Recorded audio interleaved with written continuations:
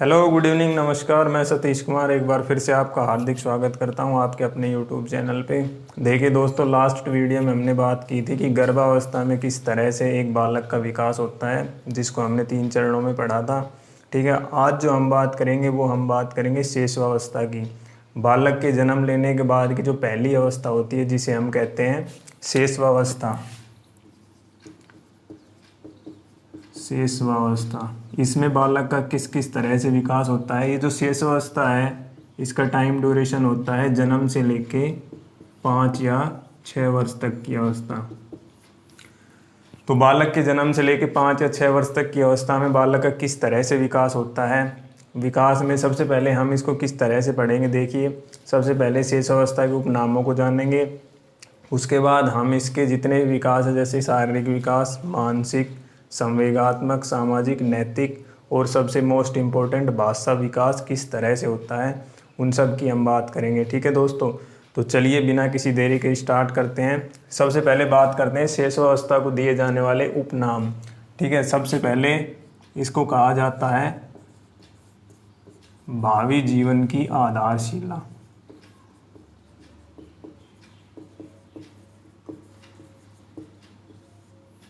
सीखने का आदर्श काल।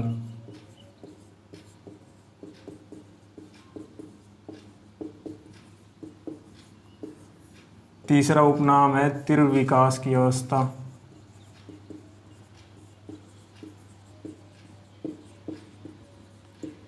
इसे ही कहते हैं खिलौने की अवस्था।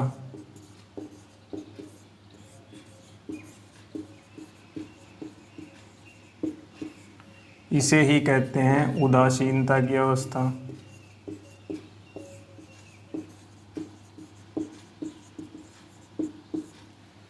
नैतिक आचरण शून्यता की अवस्था।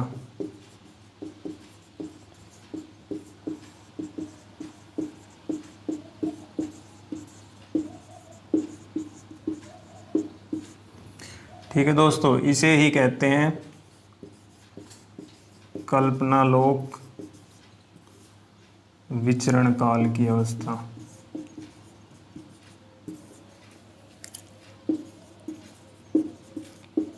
इस अवस्था में बालक कल्पनालोक में खोया हुआ रहता है।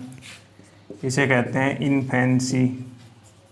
इन्फेंसी यानी कि बचपन। इसी अवस्था को अन्य नाम दिया जाता है प्रबल जिज्ञासा की अवस्था।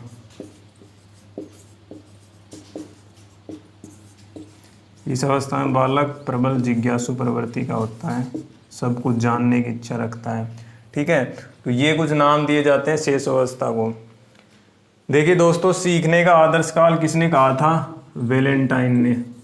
डायरेक्ट पूछा जाता है कि शेषावस्था को सीखने का आदर्श काल किसने कहा? वैलेंटाइन ने। ठीक है, तीव्र विकास की अवस्था वाटसन ने कहा, और भावी जीवन की आधारशिला फ्रायड ने कहा। देखिए दोस्तों, यहाँ से किस तरह से क्वेश्चन बनता है। सबसे पहले तो उपनामों को लेके ही क्वेश्चन पूछ लिया जाएगा कि निम्न में से शेषावस्था की विशेषता नहीं है, जिनमें से 3 ऑप्शन आपको इसमें से दे दिए जाएंगे, एक ऑप्शन अलग होगा। अभी रीट 2015 में था शायद, उसमें ये जो नैतिक आचरण था इसको बदल के दे दिया था। उसमें क्वेश्चन था कि निम्न में से शेषावस्था की विशेषता नहीं है। सीखने का आदर्श काल, तीव्र विकास की अवस्था, भावी जीवन की आधारशिला और नैतिक आचरण होना, उसमें होना दे दिया था, तो हमारा वो ऑप्शन गलत हो गया था। ठीक है, तो ये जो कुछ उपनाम हैं जो कि शेषावस्था को दिए जाते हैं। दूसरे तरीके से क्वेश्चन पूछा जाता है कि सीखने का आदर्श काल, शेषावस्था को सीखने का आदर्श काल किसने कहा? तो वैलेंटाइन ने कहा। शेषावस्था को किसने तीव्र विकास की अवस्था कहा? वाटसन ने। और भावी जीवन की आधारशिला ही शेषावस्था है, किसका मत था? फ्रायड का। ठीक है दोस्तों, तो ये कुछ उपनाम हैं किसको? शेषावस्था को लेके। अब हम बात करते हैं शेषावस्था के अंदर बालक का शारीरिक विकास किस तरह से होता है। बालक जब जन्म लेता है तब उसका आकार क्या होता है, भार कितना होता है। हम बात करते हैं सबसे पहले शारीरिक विकास की, कि शेष अवस्था के अंदर बालक का शारीरिक विकास किस तरह से होता है। उसमें कुछ पॉइंट है, देखिए। सबसे पहले हम बात करेंगे आकार की, फिर हम बात करेंगे भार की, बालक की हड्डियों की संख्या कितनी होती है, जब बालक पैदा होता है तो उसमें धड़कन किस दर से होती है, ठीक है, रंग कैसा होता है, मांसपेशियों की संख्या कितनी होती है, और बालक के अंदर दांतों का निर्माण किस प्रकार से होता है। इनको लेके हम बात करते हैं। सबसे पहले हम बात करते हैं जब बालक जन्म लेता है तो उसका आकार कितना होता है। देखिए दोस्तों, जब बालक जन्म लेता है तो उसका सामान्यतः आकार होता है 20 इंच का, और ये बात है बालक की। और बालिका का जो आकार होता है वो बालक से थोड़ा कम होता है, ठीक है, लगभग 19 इंच का। कब? जब बालक जन्म लेता है, ठीक है। और लगभग 1 वर्ष पूर्ण होते होते, 1 वर्ष पूर्ण होते होते ये लंबाई जो है दुगनी हो जाती है दोनों में ही, ठीक है। तो ये बात थी बालक के आकार को लेके। जन्म के समय 20 इंच बालक और बालिका का आकार थोड़ा कम होता है, लगभग 19 इंच, और 1 वर्ष पूरे होते होते ये आकार हो जाता है दुगना। सेकंड हम बात करते हैं भार की। देखिए दोस्तों, हमने पढ़ा था कि जन्म के समय बालक का भार जो होता है वो लगभग 7 पौंड का होता है, और 1 पौंड की जो हमने बात की थी, 1 पौंड में 0.454 किलोग्राम वजन होता है। तो लगभग जो बालक का वजन होता है वो 3 किलोग्राम के लगभग होता है। कब? जन्म के समय। और यहाँ भी वही फैक्टर काम करता है कि जो बालिका का वजन होता है वो बालक से कुछ कम होता है, ठीक है। कितना होता है ये उसके पोषण पे डिपेंड करता है, ठीक है। अब हम जब बात करते हैं, सबसे पहली बात, जब बालक जन्म ले लेता है तो जन्म के बाद जो उसका वजन है वो घटता है या बढ़ता है। तो बालक का जन्म के बाद लगभग 1 सप्ताह तक वजन घटता है, उसके बाद बढ़ता है, ठीक है। तो आपसे परीक्षा में क्वेश्चन पूछ लिया जा सकता है डायरेक्ट कि बालक जन्म के पश्चात उसका वजन ऑप्शन ए घटता है, बी बढ़ता है, सी पहले घटता है फिर बढ़ता है, या डी पहले बढ़ता है फिर घटता है। तो हमारा राइट आंसर क्या हो जाएगा? पहले घटता है और फिर बढ़ता है, ठीक है। और लगभग 6 माह पूरे होते होते ये वजन दुगना हो जाता है, और 1 वर्ष पूरे होते होते ये वजन तिगुना हो जाता है, ठीक है दोस्तों। तो ये बात थी किसकी? भार की। हड्डियों की जब हम बात करते हैं, जब एक बालक पैदा होता है यानी शेषो अवस्था में, उसमें हड्डियों की संख्या होती है 270, ठीक है। जब बाल्यावस्था में पहुंचता है तो उसकी संख्या हो जाती है 350, और जब आगे की परिपक्वता की अवस्था है, प्रौढ़ अवस्था में पहुंचता है, तो हड्डियों की संख्या रह जाती है 206, यानी प्रौढ़ में, ठीक है। ये कब की बात है? बाल्यकाल की। और ये प्रौढ़ में, और ये शेष अवस्था में यानी शैशव या शिशु में 270। फिर हड्डियों की संख्या बढ़ती है 350, उसके बाद 206, ठीक है। यहाँ पे भी देखिए क्वेश्चन पूछने का तरीका कुछ इस तरह से भी हो सकता है कि बालक जन्म के बाद उसमें हड्डियों की संख्या घटती जाती है, बढ़ती है, पहले घटती है फिर बढ़ती है, या पहले बढ़ती है फिर घटती है। तो हमारा आंसर क्या हो जाएगा? पहले बढ़ती है और फिर अस्थीकरण की प्रक्रिया स्टार्ट होती है और फिर घटती है, यानी 206 हो जाती है प्रौढ़ अवस्था तक पहुँचते पहुँचते। धड़कन की जब हम बात करते हैं तो दोस्तों, जब बालक यानी कि शिशु जन्म लेता है तो उसकी हृदय धड़कन की जो दर होती है वो 140 होती है पर मिनट। और जब वो बाल्यकाल तक पहुंचता है, या हम बात करें उत्तर शेषावस्था यानी शेषावस्था खत्म होने का जो टाइम होता है, तब पहुंचते पहुंचते ये हो जाती है 110 पर मिनट, ठीक है। और प्रौढ़ की जब हम बात करते हैं तो सभी को विदित है कि 72 पर मिनट। ये बात होती है धड़कन की। रंग की बात करें, देखिए दोस्तों, कुछ शिशु होते हैं जो जन्म के समय लाल रंग के, मतलब शेषावस्था जब तक उनकी चलती है वो लाल रंग के होते हैं, जैसे लाल टमाटर के जैसे। फिर उसके बाद जब हम बात करते हैं, कुछ शिशु ऐसे होते हैं जो गुलाबी रंग के होते हैं, और कुछ शिशु ऐसे होते हैं जो पीले रंग के होते हैं, देखिए। और फिर ये आगे चल के कैसे कन्वर्ट होते हैं, कुछ की हम बात करते हैं कि लाल रंग के, कब? शेषावस्था में। कुछ होते हैं गुलाबी, और कुछ होते हैं पीले, पीले रंग के। तो ये जो लाल रंग के हैं ये आगे चल के कन्वर्ट हो जाते हैं सांवले रंग में, और ये जो गुलाबी रंग के है ये गेहुआ रंग में, और ये पीले रंग के गोरे बनते हैं, ऐसा मनोविज्ञान कहता है। ठीक है, आगे हम बात करते हैं मांसपेशियों की। तो बालक जब जन्म लेता है तो उसमें मांसपेशियां उसके कुल शरीर के भार की 23% होती है। ठीक है दोस्तों, और जो बाल्यकाल में पहुंचते पहुंचते 27 से 30% हो जाती है क्या, मांसपेशियां।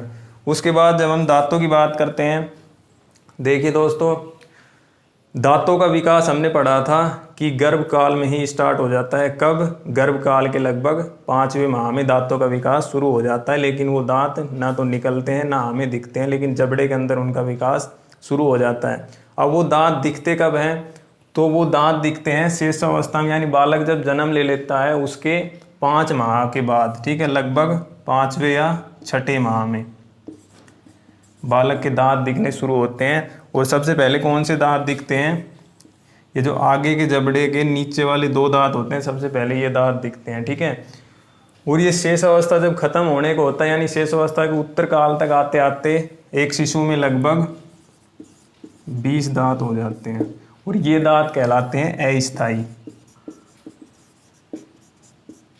और इन्हीं को दूसरा नाम दिया जाता है दूध के दांत।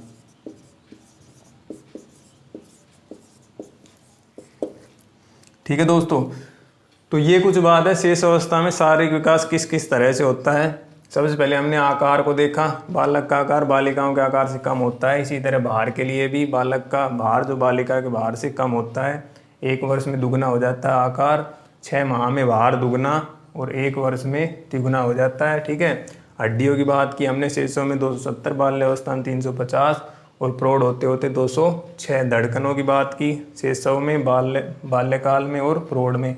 इसी तरह रंग की, मांसपेशियों और दांतों की हमने बात की। ठीक है दोस्तों, तो ये तो बात है शारीरिक विकास की। आगे चलते हैं हम कि शेषावस्था में एक बालक का मानसिक विकास किस तरह से होता है, उसके मस्तिष्क का विकास।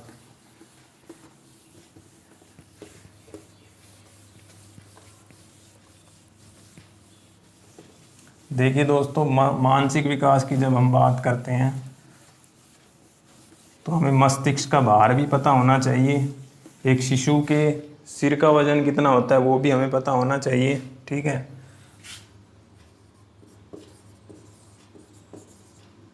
मानसिक विकास की हम बात करते हैं। ठीक है दोस्तों, सबसे पहले तो एक शिशु के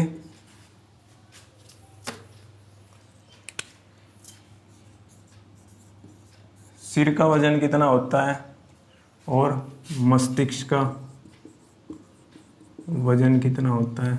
सिर यानी कि हमारा पूरा सिर का भार जो होता है शिशु का, वो उसके पूरे शरीर के भार का लगभग 21% होता है।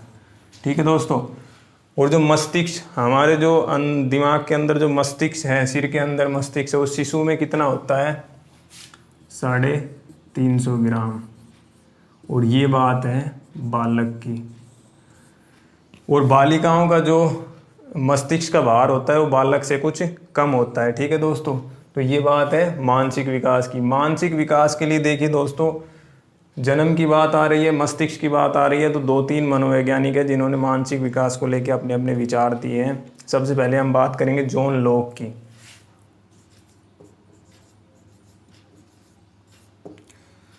जॉन लॉक ने कहा था कि बालक का मस्तिष्क यानी शिशु का जब वो जन्म लेता है, बालक का मस्तिष्क जन्म के समय एक कोरे कागज के समान होता है, जिस पर वह परिपक्वता के साथ साथ अपने अनुभवों को लिखता है। बालक का मस्तिष्क जन्म के समय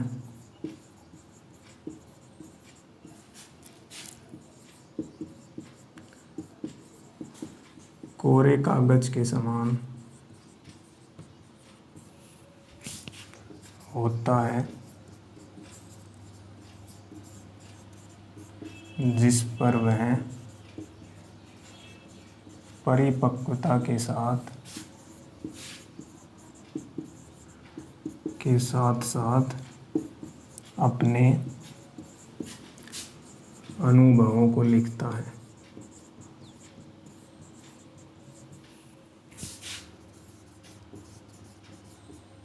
ये किसने कहा? जॉन लॉक ने। ठीक है, उसके बाद एक नाम आता है श्रीमती गुडेनफ का, और एक हम बात करेंगे फ्रायड की। गुडेनफ ने कहा था कि एक जो बालक है जो शेष अवस्था में, अभी शेष अवस्था के दौर से गुजर रहा है, तो 3-4 वर्ष तक जो वो बालक है उसका मानसिक विकास लगभग आधा पूर्ण हो जाता है। मतलब 3-4 वर्ष तक, 3 से 4 वर्ष तक बालक का लगभग आधा मानसिक विकास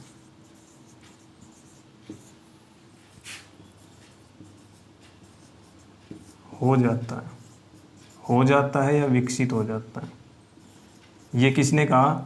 श्रीमती गुडेनफ ने। फ्रायड ने क्या कहा कि शेष अवस्था के उत्तर काल तक, यानी शेष अवस्था कंप्लीट होते होते बालक को जो बनना होता है वो बन जाता है।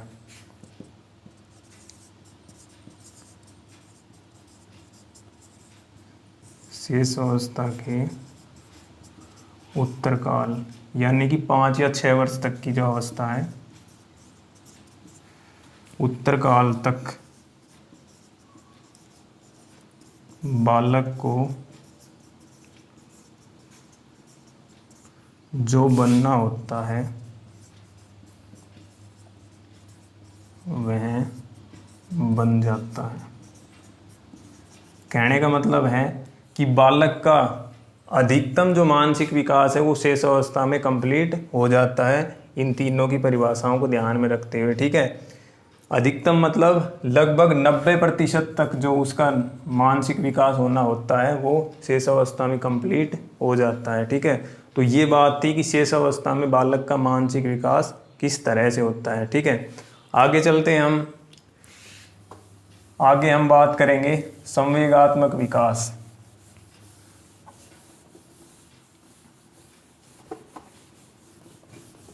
एक बालक में संवेगात्मक विकास किस किस तरह से होता है। संवेग किसे कहते हैं दोस्तों? संवेग होते हैं अपने मन के भाव।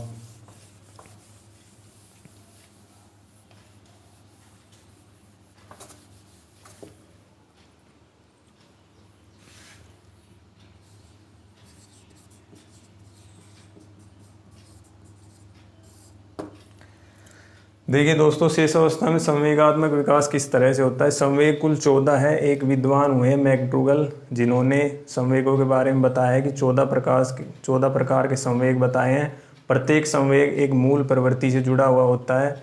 जो मैकडूगल ने 14 प्रकार के संवेग बताए हैं उसकी हम आगे डिटेल से चर्चा करेंगे।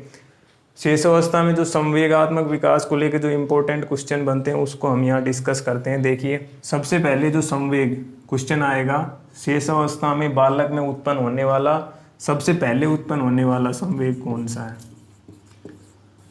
एक क्वेश्चन आएगा सबसे पहले और सबसे लास्ट में यानी आखिरी में।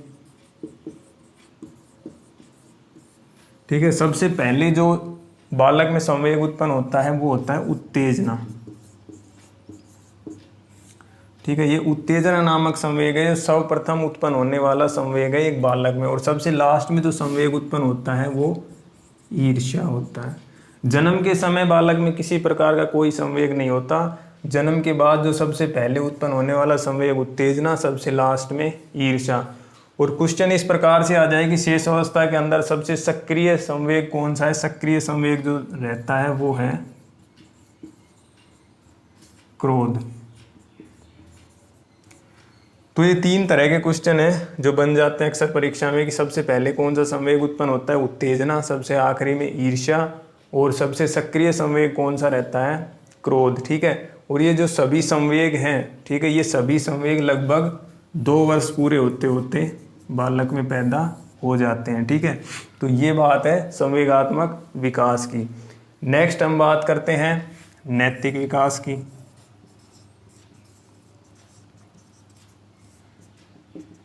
देखिए दोस्तों, शेष अवस्था में बालक में किसी तरह के कोई नैतिक गुण उत्पन्न नहीं किए जा सकते, न तो उनमें नैतिकता होती है न उनमें नैतिकता उत्पन्न की जा सकती है। इसके जो शेष अवस्था थी इसके उपनाम में हमने पढ़ा था नैतिक आचरण शून्यता की अवस्था, मतलब नैतिक आचरण इसमें शून्य होते हैं, न इसमें उत्पन्न किए जा सकते हैं। ठीक है, नैतिक आचरण शून्य। एक एग्जाम्पल से समझिए दोस्तों, मान लीजिए आपके घर में एक छोटा बच्चा है लगभग 2-3 साल का, आप उसे सिखाते हैं कि भाई घर में कोई अगर बाहर से आता है, कोई रिश्तेदार वगैरह आता है तो उसको हाथ जोड़ के नमस्कार करनी है। ठीक है, हम उसको बता देते हैं, लेकिन अगर कोई रिश्तेदार आता है तो हमें वो बच्चे को कहना पड़ता है कि भाई अंकल जी आए हैं, उसको नमस्ते करो। वो खुद से कभी भी ऐसा आचरण नहीं करता। ठीक है, तो इसी वजह से कहा जाता है कि ये जो शेष अवस्था है ये नैतिक आचरण शून्यता की अवस्था है, इसमें नैतिक आचरण शून्य होते हैं, किसी प्रकार का कोई नैतिक आचरण विकसित नहीं किया जा सकता। ठीक है दोस्तों, तो अभी तक हमने बात की शेष अवस्था में शारीरिक विकास, मानसिक, संवेगात्मक और नैतिक। अब हम बात करेंगे सामाजिक विकास और भाषा का विकास। देखिए सामाजिक विकास किस तरह से होता है। दोस्तों, शेष अवस्था में बालक न तो सामाजिक होता है और न ही असामाजिक, न सामाजिक व न असामाजिक। देखिए दोस्तों, किस तरह से जब बालक जन्म लेता है और जन्म के 1 माह बाद 1 माह तक वह मानव और पशु की आवाज़ में डिफरेंट नहीं कर पाता। मानव व पशु की आवाज़ में डिफरेंट नहीं कर पाता। 2 माह पूरे होते होते वह अंतर करना सीख जाता है कि ये मानव की आवाज़ है, ये पशु की आवाज़ है। 3 माह कंप्लीट होते होते वह अपनी माता की आवाज़ को पहचान जाता है।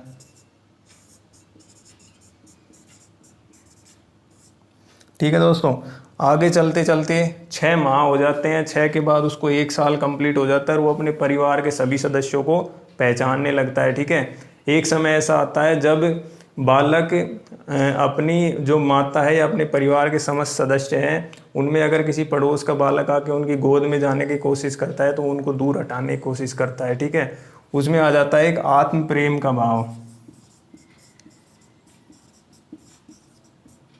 आत्म प्रेम, जिसकी वजह से वह पड़ोस के बालक को अपनी माता या अपने परिवार के किसी की सदस्य के गोद में जाने नहीं देता है। ठीक है, और ये सामाजिक विकास के अंतर्गत एक शब्द आता है स्वकेंद्रित। बालक जो है स्वकेंद्रित रहता है, मतलब खुद के ऊपर ही उसका ध्यान होता है। उसे गांव समाज में क्या चल रहा है उससे कोई लेना देना नहीं होता, उसे खुद से मतलब होता है। और एक और शब्द आता है स्वकेंद्रिता, आत्मकेंद्र और स्वार्थी प्रवृत्ति होती है।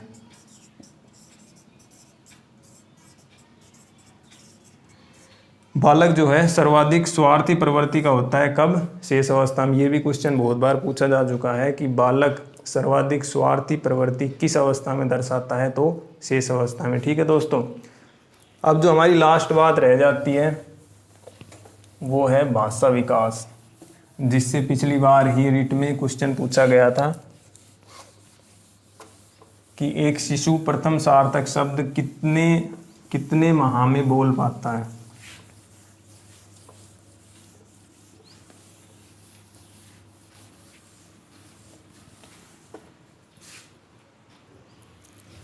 हम बात करते हैं भाषा विकास की।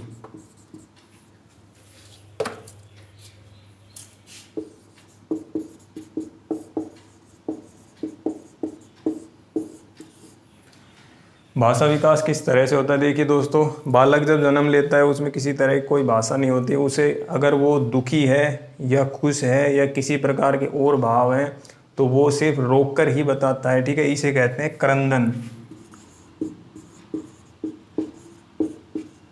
मतलब बालक चाहे खुश है चाहे दुखी है, वो अपने जो भाव दर्शाएगा वो क्रंदन के माध्यम से ही दर्शाएगा। लगभग 5-6 माह की अवस्था तक वो क्रंदन ही करता रहता है।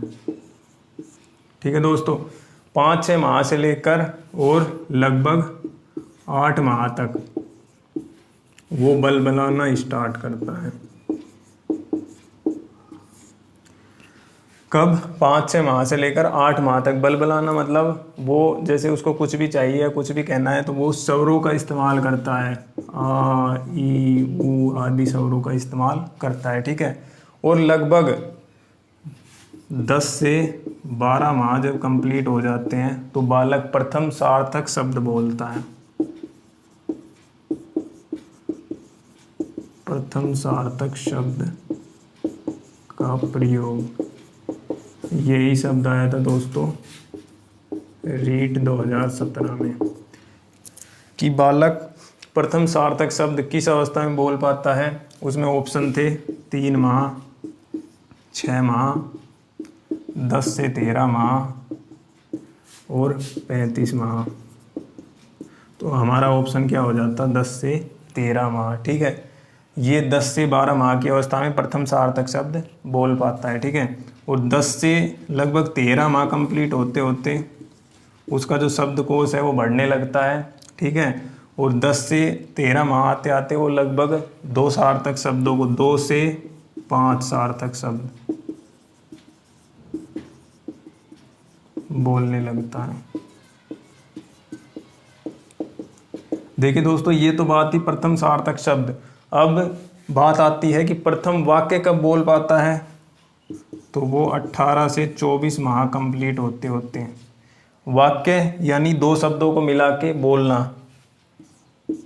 वाक्य निर्माण, वाक्य निर्माण या फिर वाक्य बोलना सीख जाता है। कब? 18 से 24 माह, ठीक है। और इसका शब्दकोश जो है बढ़ता जाता है, ठीक है। और लगभग ये 2 वर्ष कंप्लीट हो गए। 2 वर्ष तक इसमें 212 से 272 शब्दों को याद कर लेता है या शब्दकोश में इसमें सम्मिलित हो जाते हैं। 212 मतलब अगर कमज़ोर से कमज़ोर बालक है तो 212 शब्द, और अगर प्रतिभावान बालक है तो वो 272 शब्दों को उसके शब्दकोश में जुड़ जाते हैं और वाक्यों में प्रयोग करना सीख जाते हैं। देखिए दोस्तों, एक होता है वर्ण, शब्द और एक वाक्य। अक्सर हम कंफ्यूज रहते हैं। वर्ण में तो स्वर और व्यंजन दोनों आ जाते हैं, क ख ग घ ए आ उ, ये सभी। शब्द क्या होते हैं? 2 या 2 से अधिक वर्णों का मेल, जैसे कबूतर, पक्षी, जानवर।